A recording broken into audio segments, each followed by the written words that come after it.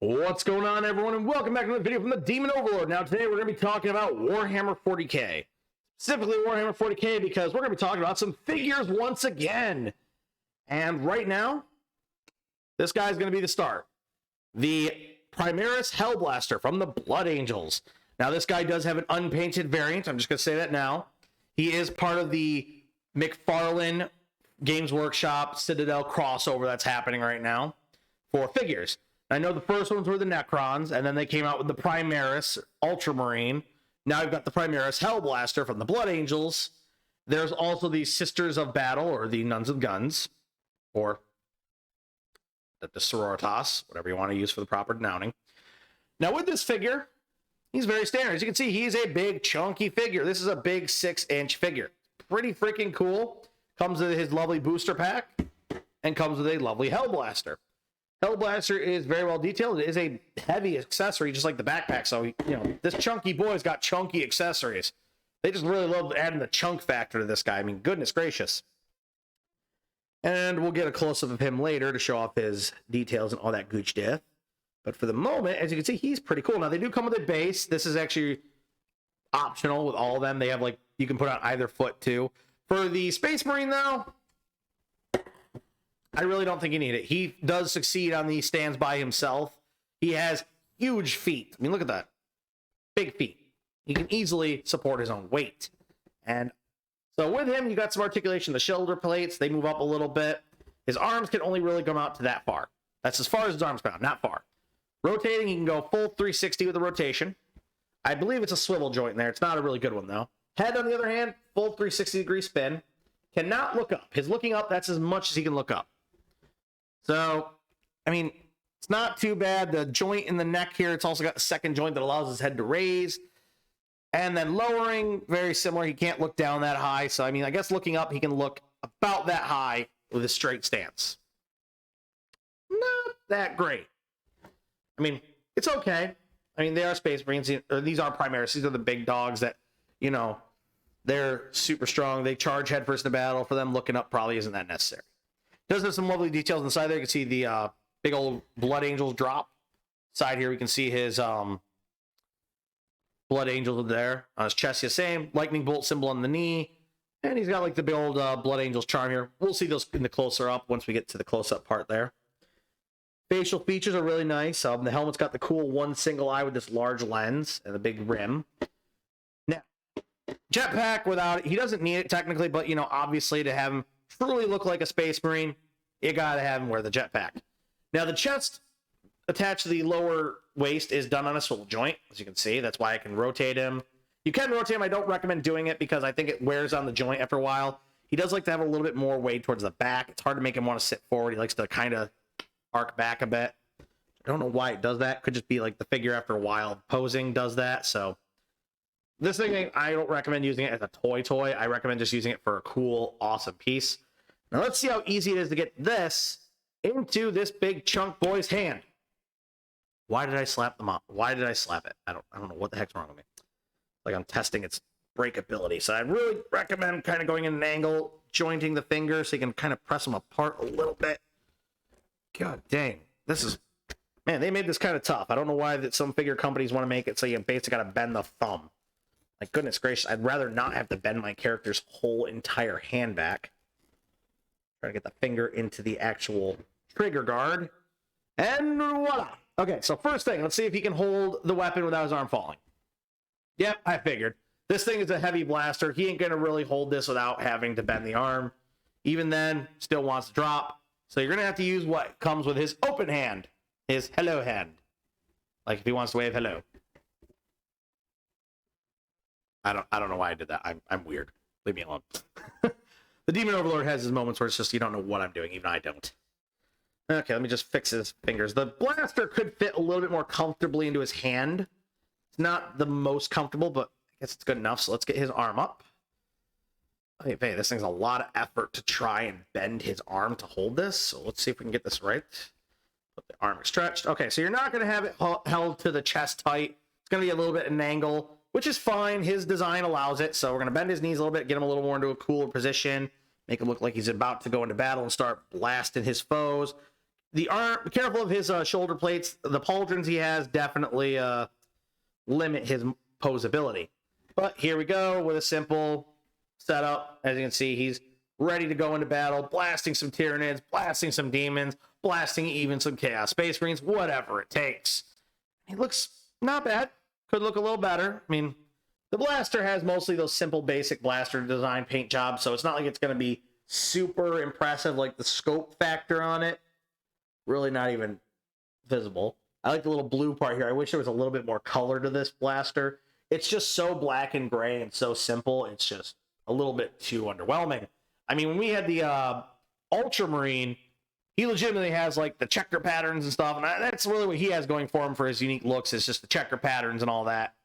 And he's also got, I think, what, a bolter and a bolter pistol and a chainsword. So, I mean, now this guy only does come with the single hand, which is the grip hand and the open hand. That's the hold of the Hell Blaster, nothing else.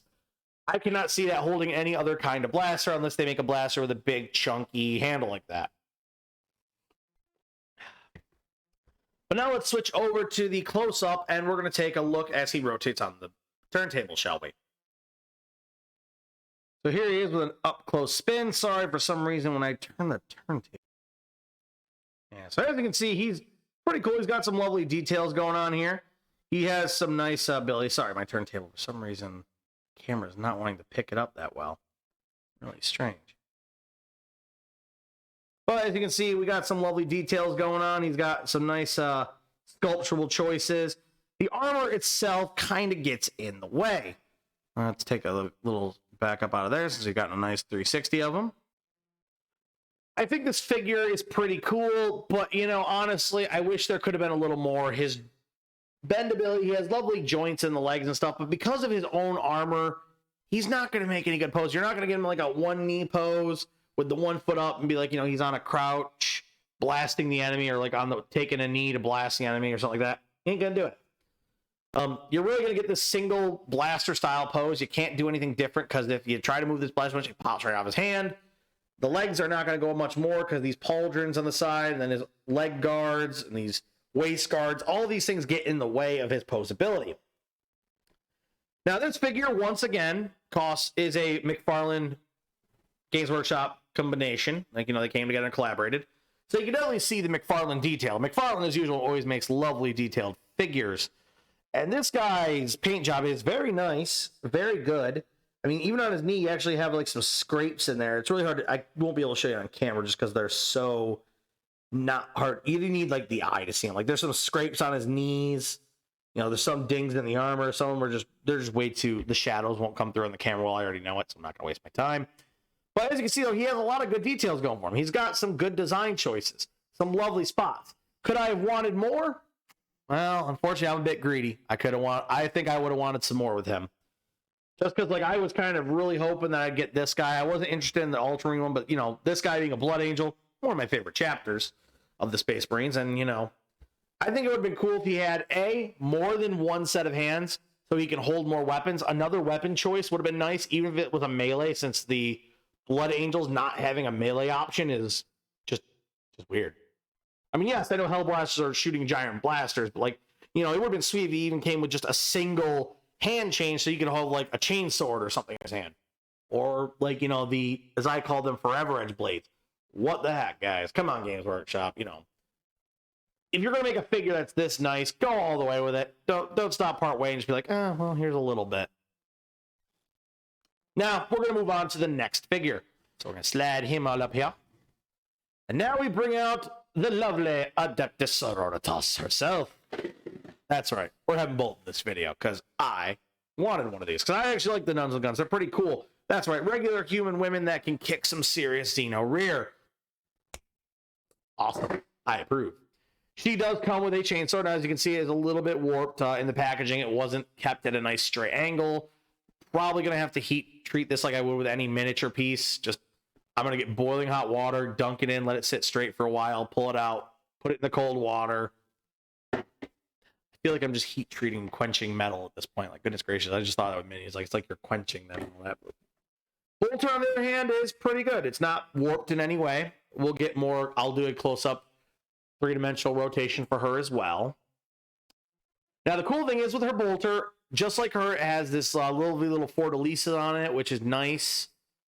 The bolter barrel actually is like kind of open for partway down, but it just stops. You know, it's just got the just enough big clip on it. Chainsword, same thing. It has their little fleur-de-lis on them too. It is an all silver chainsword. I kind of wish it had some color. Even like a little black edge on the back would have been cool. You know, something more. It just needs more of a color difference. It's just so silver and black. I don't like these two-tone monotone weapons. Like the bolter has a little bit of gold here, but it's just silver all the way. Like a white on the fleur-de-lis would be nice. Maybe a black end on the barrel would have been cooler. You know, like I said, these little pieces that would help make it different. Now, when we get to the sister herself, now we're talking. This is more what I'm looking for. Like the details and quality go up. Now, sadly to say, even though the Blood Angel is my favorite of the Space Marines, she has got some designs going on, which, like I said, we will see closer in the up close. But the base for her actually is useful. Her feet are very small, so it's really good to put her on that so she's not, you know, trying to balance on the ground. She can do it, but it takes effort, and I'm not going to do it. I'm not going to do the effort to pose her like that. Because for honestly, she can pose her. Like, look how much leg movement we get out of her versus the Space Marine. Like, her feet even will do like a full bend. Like, you can get her pretty bent. Like, you know, if you want to put her in like someone's grabbing her by the collar, lifting her up, you can do that. I feel like you'd have to have a Necron doing it, or whatever figures that come out with the future. I didn't think about that. McFarlane and Games Workshop might grace us with some more figures. I hope for a Tyranid, because that'd be pretty cool. I'd have to probably get a Tyranid one. The Necron, I'm like, whatever. Robot guy, pretty okay. But these ones I really had to get, because I mean, these are some of the best of the soldiers of humanity here. You got the Sisters of Battle, and then the Space Marines themselves, and then of course my favorite chapter, Space Marines. I keep saying, I don't know why. But for her, she's got so much lovely detail. The pauldrons on her don't restrict as much. You can see we can get like a full arms coming out to there. Pretty good. She's also got lovely more detail going on, like more armor intricacies. Like she's got these lovely little spikes all over and rough parts on her armor. She's got these like lovely pipes coming down to a lovely set of gold and a little bit of bling with a nice silver fleur-de-lis and a chain. She's got some lovely pouches, grenades. She's got like a little back charms. I wish the back charms had a little more color to them. Her backpack is not removable, and her head, her looking up is a little bit more limited than his. Like she doesn't have a secondary raised joint for her neck, so she can look up only that far. Looking down, a little bit better for her, but you know, how many enemies is she going to look down upon? Maybe ratlings if she's wiping out a ratling colony. Weird, but I think really she looks cool. So let's see how going weapons into her hands are. Now I'm trying to remember which is which. I believe this is chainsword and that is the bolter, I think, because I see the finger coming around. So let's see how easy it is for her. See, her bolter has a very slim end to it. Let's see if I can get it in there. It's a little bit easier, I'd say, in her hand. Okay, well, you know what? One advantage, her hand will actually be able to hold the bolter a lot tighter. So let's see if she can do the straight weapon hold, which is a test for most figures. As up high she goes, and she does not drop. Will she hold it right? No, you have to bend her arm to get her to at least hold it right, which, as you can see, takes a little bit of effort to get it to a nice straight point. But she can hold it straight. He can't do that one-handed, so advantage, they didn't give her a weapon that she couldn't hold. Let's see if I can get her sword in her other hand here, so that we can get her fully weaponed up. And these fingers are like difficult. I'm always worried that like with minis or figures, you might break them. So she can hold a chainsword. So that's cool. As you can see, chainsword bolter. Boom. Bolter pistol. She is ready. Let's get her in a little bit of a cool pose before we put her in the up close. And let's see what she's gonna look like. Get the chainsword just right. Hey, I think we're looking pretty cool. Okay. Let's switch to the up close so you can get a nice good 360 view of her. So as we can see here, her three-dimensional rotation is really nice. She looks really good. I mean, honestly, I love her details. The amount of detail she has is really nice.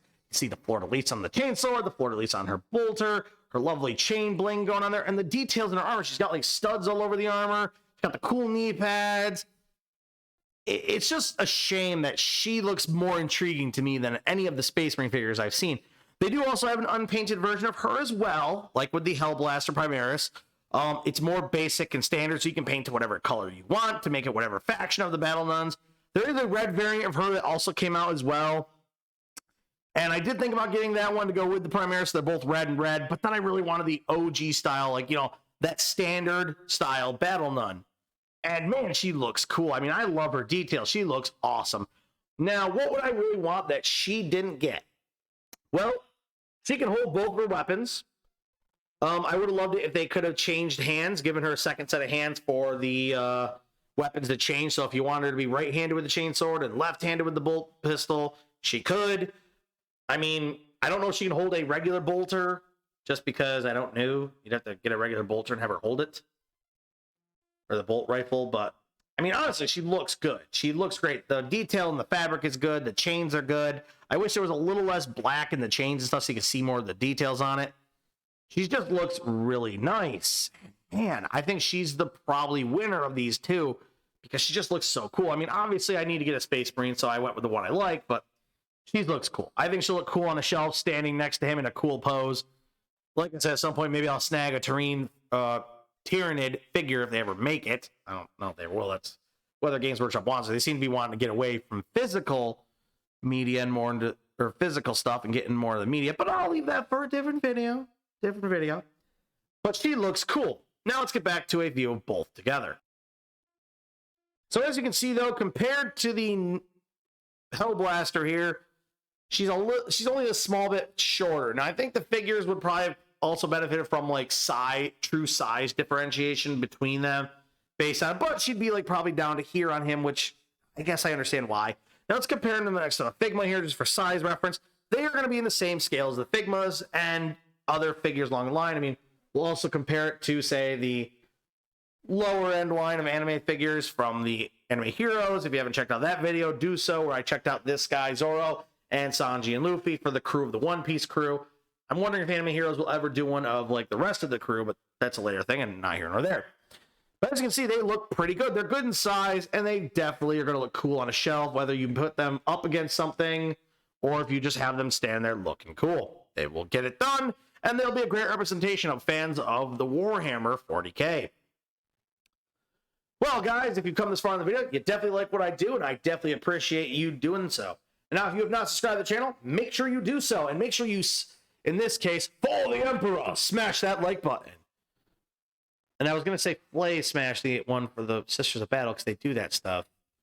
But yeah, let's not go there with that. Ugh. Let's avoid that possibility. But make sure you hit the like button, guys. And also, if you have any comments, questions, concerns, ideas, throw them in the comments down below, guys. I'll take a look and I'll answer back to what I can answer back to. Some things just require no answer. But that's all I've got for you today, guys. I'll see you next time. Have a great one, and bye-bye.